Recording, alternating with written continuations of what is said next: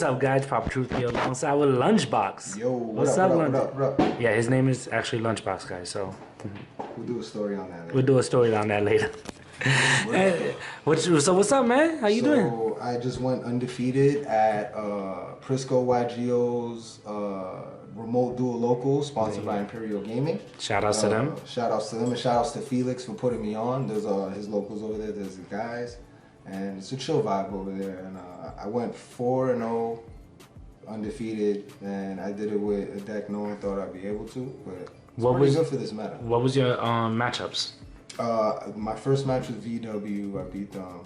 Second match was VW's Virtual World. Wow, he beat Virtual Worlds with this? Yeah. The second match was some weird Blackwing thing that turboed into like the Dark Rebellion dude. Oh. They just like turbo into match it. I played So this is basically Blackwing. Dragon Link, and my fourth match was against Musket. Musk? That was my final round. Musketeers? Musketeer. Yeah, I was like, that's a deck now? Well, I don't know. It was my final round, so I guess he was smoking it. I don't know. I guess he was smoking fools over there, because my last round was Musket. It was like the best decks were in the beginning. And then it just died down from there. Like meta. What the hell is this? Hey, Rogue has been topping lately, and not for nothing. Speaking about Rogue, guys, just to let you know, his deck is Guru, right? Yeah, Numeron Guru. Numeron Guru. So I was playing Guru Dragoon for a while. As you can see, like I have a couple duels on your channel where I'm playing Dragoon. Mm-hmm. And I noticed just right now, without the Pots of Prosperity and the way the format is, the Dragoon's just not working fast enough for me. Okay. To be honest. I think this does it well, and it's kind of just like OTKs without Guru, which is cool. Dragoon can OTK without Guru, but it's a lot harder. So. It's crazy how Guru can OTK. OTK, I don't know. But let's get straight into it, bro. Okay, so stuff we don't gotta explain. It's 3 Guru, and 1 Archer. Some people don't play Archer. I've seen people just play 3 Guru and 3 of Phoenix. But in this deck, you really want to play it because being able to book a moon and then just send something back makes your opponent like neg1 every turn. And in this way, Guru plays a numbers game. So just being ahead of your opponent by 1 card can win you the whole game. So I just putting that back is amazing. We got the 3. Oh, you didn't see that. You see that? I got that 1 Ash. The 3 Fiendish. That's the negator, right? She's the greatest card in the deck. Honestly, I didn't want to play Guru originally, but I fell in love with Guru because of Fiendish. Okay. There was a time Subterra's didn't have this card, and I still liked it, but I gave up on it, and then Fiendish became a card. And then Guru, and I'm like, oh nah, this is a sign. I'm not gonna lie, I feel like Guru and Fiendish was the savior of this deck. It was completely, because look at the engine. Look, this is all you need. And then they're calling it whole Guru engine? And the field spells and stuff like that. I wish I had seen the build with the big ones, because I feel like the big ones have broken effects. Oh, they're all broken if you could let them resolve, but resolving them is fucking mission impossible. Hand traps is the 3 Ash, which is like pretty standard. Everyone plays 3 Ash in this format. 3 Droll and Lock main deck. Beautiful. I think certain people are siding them, but I chose to main them because they're 1s, and if you brick, you could like link into cool shit. It also kills Drytrons. And it kills Drytrons. It also kills other Guru players, which is funny. That's if they go terraforming and you droll them, their turn's over. I got the 2 Ghost Bell. I main deck them because I do play ZEXAL, and that shit gets gammed every chance. So I literally try to have as much things that could protect ZEXAL as possible. So wait, Lunchbox, out of curiosity, because I know people ask, what is your preference between Mansion and Soulmeister? I play both. They do the same thing, don't they? I play both. Theoretically, they don't, because she hits more, but he hits anything that's grave. So it's like the grave. She pretty much anything that can touch the grave. Yeah, pretty much. Well, she's more dangerous. So she hits things that are not in the grave but manipulate grave. So like, I don't know. You can stop Ice Dragon Prison with her. You can stop Gamma. You can't do that with him. But he just like. It doesn't matter the grave effect, he just says no. That makes sense. No. I think if for inexperienced players, it's just better to max out with him, because the second you see a grave effect, you could just say no. You don't have to worry about technicalities and stuff like that. That's true. With Ghost Bell, you kind of have to know card interaction a little more to know what she can and can't negate. But they're both amazing in this format to me. I got the last 3 hand traps. Numeron Wall. That's right, you send him and he searches, He is a hand trap, and him being a hand trap won me a game. because he was Felix was about to go into Boral Load Savage Dragon, and right before like I seen the play setting up for it, I did this so he couldn't negate the network. So when I went to activate the network, I could just chain set rotation. You know, I had it in my hand, so I was like, I need to be able to actually get that on board first, so I can bait and negate. Yeah, and also he's like a battle fader. Nobody talks about that. Yeah, he's a battle fader. Yeah, if you get done damage, you just special him, and he ends the battle phase. That's broken. Nobody ever talks about that. I don't resolve it much neither, but his name is Wall too. I remember I mentioned in my first Numeron profile. Numeron Network. This card is nuts. It did something more than I thought it did, which is that I had this in my hand, and I was thinking that I could only activate it once per turn, and I read it. And you can activate this as much as possible. You can just only summon once. So I only won the game because what I did is I activated this from the hand, and this got negated. So I was able to activate this to send one from the deck. And it became the name. Yeah, and it became it. But since this wasn't negated, no, what he did was, he bounced the network when I activated this. Okay. So when I went to hard activate this, he negated it, and then I chained set rotation. But since this wasn't negated and I activated it, I still only had one summon. So I was able to summon the 4 off of the Numeron and then attack the game after that. Well, you only get locked out the summon if the card resolves. So it doesn't resolve, you don't get locked out. See, we were wondering about that, but like since it wasn't negated, we were like, it has for you to lock out the summon, the card has to resolve. This card is really good though. I used to side these out, but I don't side them out anymore. Yeah, just 2 he plays. The Hidden City. Okay. This card is amazing. No lies. Best card in the deck. To the point that if you open up in this deck, if you play it properly and you open up with those 2, if they can't, because you can't ash this. Nobody's playing Ghost Ogre, which is like a big reason why I'm taking advantage of this deck in this format right now. Because Impermanent Ghost Ogre hurt this deck the most, and it's a ghost town for those cards. Wait, why can't you ash Network? Isn't it foolishness? It's a cost. It's a cost to send this. It's a cost to send the card, and then it copies the calling's effect. Okay. So yeah, it's a cost. The fact that sending the card's a cost is why you can't ash it. Pretty much the same reason why you can't ash the Anaconda. Makes sense. Yeah. So this, if you open up with both of the field spells, you should win. There should be no reason you didn't win. Okay. Just because you activate the Numeron, you get your ZEXAL, and then you get your Guru, and it does that sneaky thing that Dragoon does that you can set.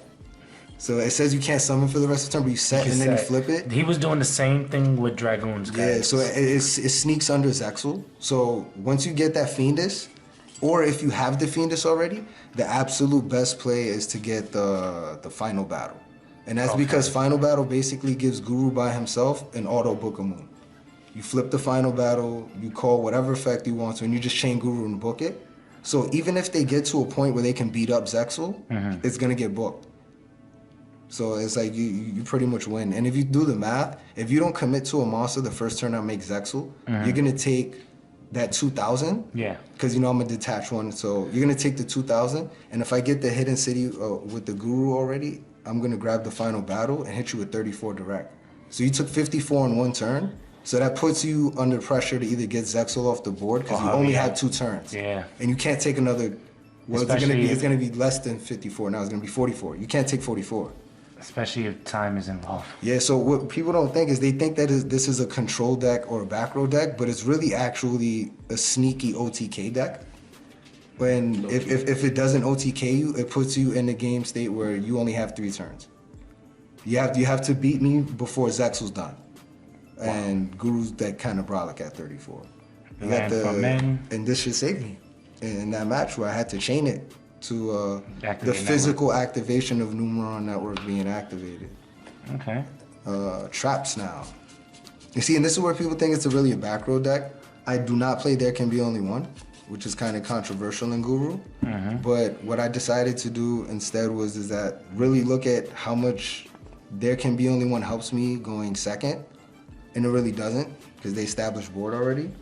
So I put more cards that I feel like I could use as utility going first and second. And There Can Be Only One is really better for the Guru Dragoon variant, in my opinion. Because Guru Dragoon kind of wants you not to play, and ZEXAL puts you on a clock where you have to win in 3 turns. So, That sounds like Which is crazy because ZEXAL doesn't even let your opponent get 2 turns. yeah. So you got to find a way to, like, when he has 1 negate left, to summon him and beat him up. And my point of the deck is to try to get you to not being able to beat him up at 1,000, so I could just close the game up. So the 2 Ice Dragon Prisons for, like, Dragoon and stuff, but once again, this is like another card that helps me push for game. Okay. A lot of times I actually don't use this to banish something. I just use it as extra damage. So this is good to help that factor where I put your opponent under that pressure where they have 3 turns. Well, if they commit, they actively have less. You know how funny it is if once someone's Dark Magician and banish the Dragoon?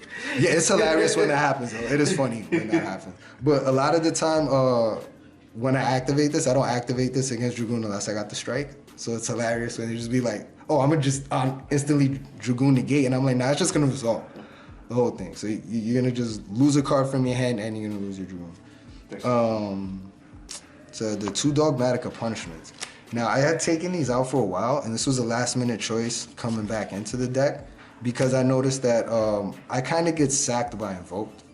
So I had to throw the Entis and the Omegas back in the extra deck just so I could be able to play against Invoked because for some reason they just auto-win. Okay. I don't know why. They shouldn't. In theory, on paper, they shouldn't. Okay. But the windows and all of that stuff that they're doing now, it's too much to keep up with. So there's just kind of more utility. And it saved me in a couple games, actually, because in that situation where ZEXAL was going to get beat up, I happened to brick. I didn't have a Guru. So he was going to attack the ZEXAL that was 1,000, and I just punishment and pop 2 cards. Nuts. And it saves ZEXAL for 1 more turn. And when he says pop 2 cards, that means he's playing Entis. Yeah, it's in the Entis in the extra deck. The 2 final battle, I was playing 1, and all Guru players were pretty much yelling at me for the longest. I converted to 2, and I seen the light. I'm sorry, everybody. So whoever wanted to see his Guru profile, there you go. Yeah, I seen the light. Why don't you consistently fail me? However, though, if I go back to playing Guru Dragoon, I think I only played 1 final battle because this is basically just so you could consistently be able to quick effect set with Guru. I was gonna say you only played 1 back then because it was a Scrap Iron Scarecrow, right? It kept setting Pretty itself. much, it keeps sets itself, and like I'm noticing for some reason in this format now it hurts more when this gets cycloned at 1. Because I want to be able to protect ZEXAL to the point that you can't summon, so I want to consistently have that Book of Moon play. And it turns almost all of them except for Fiendus into beaters. It makes Archer 3,000, it makes Guru 34. And a lot of people don't expect that, or they'll forget that it does that, and they'll just run into a Guru in defense knowing I have this, and I'll just flip it and make them gain, they'll take damage. I actually won a game someone ran into Guru and they didn't have enough, and I just made him 34. That's so sad. It was funny. And he knew something was up because I was like, damage step. He just started looking at cards, and I'm like, yeah, it's over. So that's basically the non-spell speed 3 traps. And then I played the 3 strikes. Yep. And the 3 judgments, all different rarities, including the common. He walks with Jesus, including guys. the common one. Let's talk including about the common one, yeah. I actually draw this one more than all. The common. I say it more. That's why he won, guys. He walked with Jesus. Well, I think this is if you notice, I do not main deck any continuous traps, no floodgates. A lot of Guru players play floodgates, but I think the reason why this deck is so consistent is because it does not play floodgates. You want to kind of just get into your field spells and win immediately. This is on the extra deck. Extra deck, guys. Small link package. Link Karibo, once again for the Numeron walls, the Drolls, the Fienduses, if you have to. Punish an opponent for playing bad. $15 card right there. Punish him for playing bad. The Mega Clops. This guy's a savage. What the heck? The greatest play I ever made was getting the ZEXAL back and taking a back row. Took a back row, got the ZEXAL, put the back row on the ZEXAL. Yeah, 1 more. This guy's a problem. Yeah. That rarely ever happens. I think it happened to me like once ever. Like I've brung ZEXAL out, but like being able to steal actually, that was cool. This guy. The Dogmatica package, basically. There you go. Okay. If you end up playing against Dogmatica though, they're gonna Maximus you. Do not send the 2 Entises. That's bad. Don't do that. I learned my lesson. Omega and Entis, so you could, and then you could use your own punishment with this leftover Entis. Yeah, I did that wrong so many times against Invoke players, and rest in peace, my boy Travis. He finally got me to stop doing that. I did it to true knowledge player. I did it so many times, and one time he was just like, "Yo, stop doing that. Just send this and this." And recover. Yeah, because he noticed I was using punishment later and sending this. Yo, he was a good player. He was good. So yeah, he got me into doing these two and then keeping this one for my own punishment. God, rest in peace, man. We miss you, man. The actual Numeron Gates. Everyone loves these cards. So you play 2 1s, 2 2s, 2 3s, and 1 4. This is standard kind of, but you don't have to play it like this. You can actually play 2 4s, 2 3s, 2 1s, and you play 1 1 and just use this for the C1. But I don't like the way 4 looks. I'm gonna be honest. Wait, bro. I don't like the way 4 looks. That card is ugly. Yeah, look at all of them and then look at 4. Ew. So I didn't like the way he looks. Teapot from Beauty and I the just Beast. didn't like the way he looks, bro. So I put him to 1. But technically, you only need 1 for C1. So you could only play 1 if you want to, if you like 4. But I don't like that. I've never heard that in the Yu-Gi-Oh! Yo, for real, history. I have that's the only rationale I have behind the 1 4. Usually people are like, this is the standard, but you don't have to. I did the math. All you need is 1 1. Like if you're doing the backup to go into this guy. Okay. So you only need 1 1. You can start off with 2 3 4, and then the second one go 2 3 4 again because you're playing doubles. Makes sense. You only need 1 1, but I'm playing the 1 4 because he's ugly. And then the 1 ZEXAL. A lot of people be like play 2, but Like you said, you want to end it in 3 turns. I want to end it in 3 turns. I don't want to draw it out 3 more turns. If I have to do that, I probably lost. So Yeah. I don't want to drag a game out that I might be losing where I could just scoop and go into the next game because of time. So my option for the second calling to resolve is the Mega Crimes. Makes sense. Or go C1. There you go. C1. I've won by burn with him once ever in my life. And it was only 1 other banish. So he came back and burned 4,000 and it won. That only happened once in my life ever. Yeah, that was the greatest moment ever. It was cool as fuck. I'm not gonna lie, bro. That was cool as fuck. Is that Ekans combo? That's an R-Box. Yes, these are my two accounts. Oh, it was all R-Box and a Weezing. R-Box green. Rockets. Yeah, so it was the dark ones and then the OG first ones. But they're not first, I think. That's a side deck, guys, just to let you know. There it is. That's how he won the tournament. Summon R-Box. I summoned all of Koga's Pokemon. And I just won. Detective Rick with Weezy. These are actually my favorite Pokemon too, and Muck. I don't have my Muck tokens on me, but yeah, I got them on my throat. That's dope. I didn't even I think notice that. everyone forgets that. But I love poison types. I don't know. Koga's the man. But I digress. Koga is the man. No, Koga. I thought you said COVID is the best. Koga is the man. Nah, Koga, the gym leader. And Elite Four now. 3 Meister for the side. That's the side deck, guys. Never seen this card once. Wow, in the whole tournament? Never seen him Is that once. 3? I cited it and all that. I've never seen him once. He mains 2 ghost bells, but sees those. I see those. Yeah, I see those. So the COVID-19 be the COVID-4. I never see these Meisters. So I guess I could say they're good, but I can't prove it. Because I never seen them. But they're good though. They're good. I just can't prove it. The 2 Cyclones and the Feather Duster. I think this is like standard fuck Eldritch back row. Yeah. And fuck Guru too. You see, here's the thing. People think that these cards really hurt me, and they don't hurt as much as if I'm activating the field and I don't have follow-up. So if I activate Hidden City and I don't have a follow-up and you Cyclone it, you got it. Okay. But as for set back row, this doesn't do shit. I don't know why people keep seeing my 2-3 set back rows and go Feather Duster. And that was like an Ice Dragon and a Dogmatica Punishment. You should have been worrying about that Guru. Yeah, I don't know what you're worried about the rest of. But that's also, I think, a way that I kind of sneakily get wins. You start bringing the Lightning Storms in and hitting back row floodgates I don't have. Okay. So, yeah, sure. You want to leave the field spell. You just want to Cyclone this random stuff in the background, that's fine. But the right play is to Cosmic the field spell. Don't let any of them resolve. Gotcha. He just taught you a lesson. The 3 evenly matches. I always get shit for this. It came super? Oh, no, I secret. This is That's what I was about to say. From the way I'm sitting, it looks super here. This is the card that I actually get the most shit for when a lot of Guru players see my build.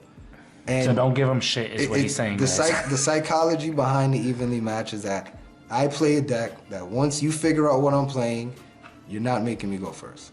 You're not gonna make me go first. So you're gonna subconsciously overcommit because you want to get ahead of the game before I could stop you from playing. But in reality, I want you to overcommit so I could evenly. And for some reason, I always draw these. I always draw them. When I side them in, I always see at least one. Sometimes I see two. Because they're secrets. I don't know what it is. I constantly see this card. So, like, it's been a card that since it actually came out, it's never not seen play in main or side deck. For me, at least. The two Master Restricts. Is he really playing Master Restricts? Going first against Drytrons. Going first against Drytrons, they cannot play Yu-Gi-Oh! At all. How do you feel? How do you feel? Hey, Trippy for cause. Yeah, okay, you thought of. Drytron cannot play. And when I mean they can't play, they can't play. They could normal summon Manju. They could normal summon Dawn Knight and Eva.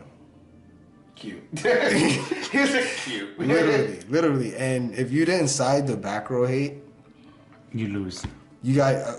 I honestly think it puts them on the clock where they're waiting for a back row card. Because what are they going into? That is so true. And these two for Virtual World going first. Because what are they doing under Summon Limit? That's very true. They're literally making two regular bodies.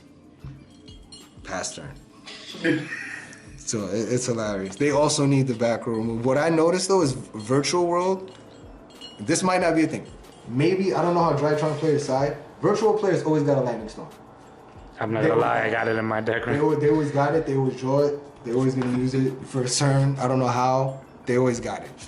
Drytron players, I don't know if they side them or whatever, they rarely ever get to pop back row. They just see that and they like try to draw for 2 turns and then be like, alright, you got it. Next game. Imperial Order. Of course. That's why he walked. This is besides, you know, the side deck floodgates, because I do side the floodgates. This is the only other floodgate that doesn't hurt I may consider maining, and it kind of doesn't hurt. This kills Guru Dragoon though, so this is why in Guru Dragoon I didn't play this. Yeah, it kills Invoke. It just kills like a little bit of everyone. All the power cards dispels. Except for like Altergeist. This format, and if I lose to if I lose to Altergeist, then I deserved it. Like it had nothing to do with Imperial. That card was right. And speaking of Altergeist, red reboot. Just because like sometimes you don't know what else you're gonna be putting in, or you don't know what your opponent's gonna be putting. What the fuck is this doing here? Team member just walked in. Teammate just walked in. The red reboot for this guy. Actually. For him. What's good? More LB stuff. Also because like Judgment hurts. Yeah. And it hurts everyone equally. Judgment is not biased. He's not racist. He doesn't Jesus. He doesn't care. He's rated E for everyone. He's ready to eat. He doesn't care who he fucks over. So this is basically for Judgments because I think actually I arguably get hurt by Judgment more than every other deck because I'm relying on like normal summons and stuff like that. Yeah. So like if I flip summon Guru and I'm depending on that search and you Judgment that flip summon, like I have to scoop unless I get some type of godly follow-up that has to do with it. Right, 40 cards in the main, right? 40 main, and 15. And that's what he went undefeated with, guys. Undefeated. Undefeated. It was. I'm not gonna say it was easy, but it showed you. Aesthetically, it was easy because all the wins that I got, I didn't have to work for it too hard. Okay. Because the Numeron guys just OTK.